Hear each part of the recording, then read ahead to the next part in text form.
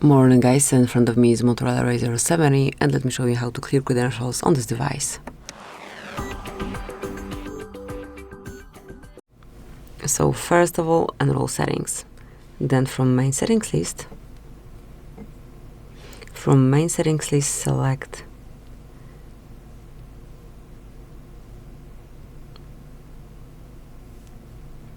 select security and privacy right here.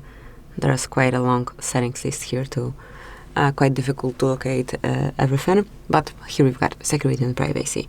Now go to more data, more security and privacy settings, scroll a bit lower, and once you see encryption and credentials, just mark to enroll and clear credentials by tapping on clear credentials icon. Tap on OK, draw your unlock pattern, and that's it, that will be all. So thank you for watching, please subscribe our channel and leave the thumbs up.